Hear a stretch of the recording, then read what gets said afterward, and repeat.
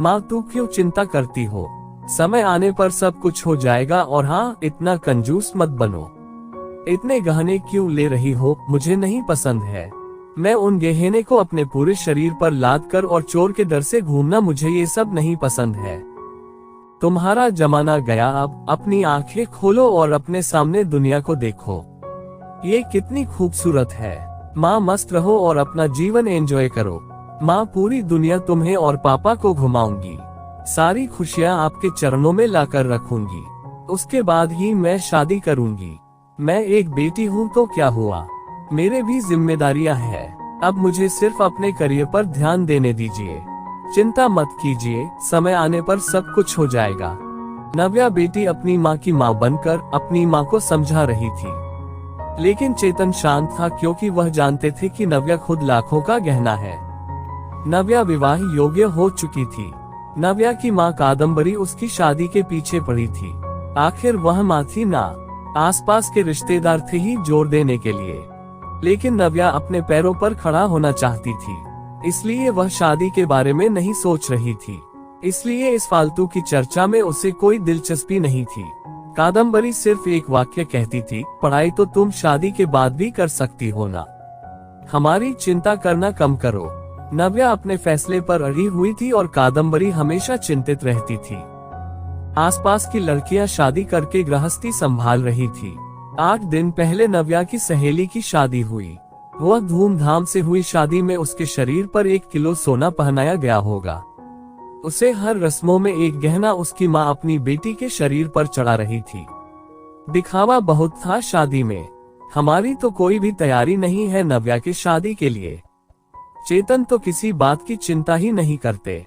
उसे याद आया नव्या जब इस दुनिया में आई, तब कादम्बरी के ससुर चेतन को बोले, चेतन लड़की हुई है रे बाबा, अब दहेज की तैयारी में लग जाओ। कादम्बरी को बहुत बुरा लगा सुनकर। पिता बनने की बधाई देना तो दूर, दहेज की बात करने लग गए।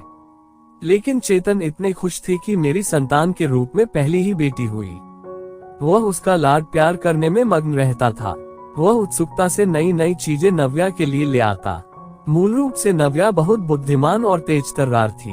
वह उत्सुकता से नई नई चीजें सीखने के लिए इच्छुक थी।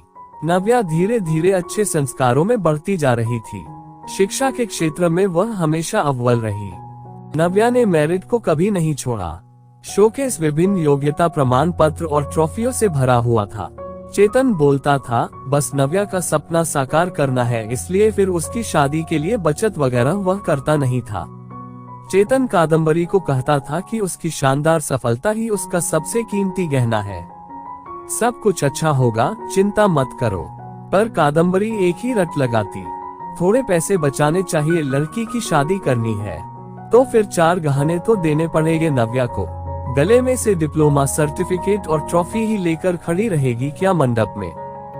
एक कादम्बरी, शांत शांत, अपना ब्लड प्रेशर मत बढ़ाओ, मैं हूँ ना, फिर शांत हो जाओ। चेतन कादम्बरी को समझा रहा था। चेतन की शांत धुन सुनकर कादम्बरी की अंदर की माँ जाग जाती थी। गुस्से में वह चेतन को बुरा भला बोल देती थी। चेतन तब भी शांति से सब कुछ सुनता था। कादम्बरी बोली, अब मुझे ही कुछ करना होगा, नव्या के पापा तो कुछ नहीं करेंगे। कल उम्र ज्यादा बढ़ गई तो शादी के बाजार में कोई शिक्षा को नहीं पूछेगा। रहा सवाल गहनों का, एक भी छोटा बड़ा गहना बनाकर नहीं रखा। सोना सस्ता हो जाने पर बहुत बार बोलती थी, बनाकर रखो, लेकिन इसके पिता ने तो मेरी एक ना सुनी। सेविंग भी नहीं है, हमेशा उसके शिक्षा पर खर्चा करते थे। क्या बोलते थे, हमेशा शिक्षा एक अनमोल गहना है और इसकी कीमत बाजार में बढ़ती रहेगी, कभी सस्ता नहीं होगा। और रहा सवाल सोने के गहनों का, तो वह जब शादी होगी तब देखेंगे। चेतन का ये जवाब तय था।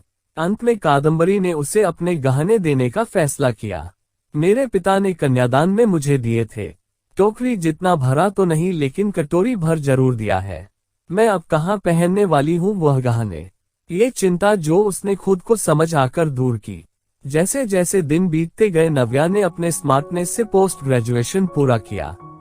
उसने पीएचडी करने का इरादा किया और उतने में सोने पर सुहागा, अचानक उसे माइक्रोसॉफ्ट द्वारा सिलेक्ट कर लिया गया, जो पिछले साल के प्लेसमेंट के लिए आया था। एक बड़ा पैकेज उसके हाथ में रखा गया और गुड पोस्ट द्वारा और कई सुविधाओं पोस्टिंग के साथ अमेरिका में पेश किया गया। चारों उंगलियां घी में, साथ में पीएचडी कर सकती थी क्योंकि कंपनी ने उसे बोनस दिया था। नव्या अपॉइंटमेंट लेटर लेकर भागकर घर पर आई। जब तक दरवाजा नहीं खुला तब तक नव्या ने डोरबेल से अपना हाथ नहीं हटाया। दरवाजा खुलते ही उसने अपनी माँ को गले से लगा लिया। माँ, अब लग जाओ शादी की तैयारी में। पापा, आप बस मदद करना, हाँ यूएस जाना होगा ना मुझे। और अपॉइंटमेंट लेटर नव्या ने पापा के हाथ में रख दिया। चेतन ने वह लेटर जोर से पढ़ा। बाप रे नव्या, सच में यह अनमोल गहना अब शादी के बाजार में चमक उठेगा। ऐसा बोलकर कादम्बरी भगवान के सामने शक्कर रखी। कोटि कोटि धन्यवाद आपका भगवान जी। ऐसा बोलकर भगवान को हाथ जोड़कर नमस्कार किया। अब ये बड़ा गहना और अन्य छोटे बड़े सर्टिफिकेट के आभूषण नव्या के व्यक्तित्व पर अवश्य ही अच्छे लगेंगे। कादम्बरी, फिर बताओ सोना लेने कब जाना है? चेतन ने उसे टोंट मारा। इसमें कोई संदेह नहीं है कि उसकी शादी में उसके गुणों के आधार पर अर्जित अमूल्य गहना निश्चित रूप से उसके सौंदर्य बढ़ाएगा चेतन जी, और वह मेधावी पदक और बड़ी बड़ी ट्रॉफी या अन्य पद्मा भूषण दुल्हन की शोभा और बढ़ाएंगे। ये हीरा हमारे मानस के जीवन में बिल्कुल फिट बैठता है। चलेगा ना आपको? दरवाजे पर शर्मा फैमिली खड़ी थी। अच्छा रिश्ता नव्या के लिए चलकर आया था। उनका मानस भी एक अनमोल रत्न था, सुंदर, सफल, प्रसिद्ध। अगर एक असली मोती को अपनी असली गुणवत्ता और तेज बनाए रखना है तो संदूक में बंद रहकर समुद्र के तल में चुपकर रहना पड़ता है, तभी मोती की कीमत बढ़ती है। आया क्या समझ में चेतन जी? शर्मा जी ने चेतन की तरफ देखकर मानस की तरफ देखा। कादम्बरी अंदर खुद को चिकोटी काट रही थी और सोच रही थी कि आखिर कौन से गहना का तराजू भारी है।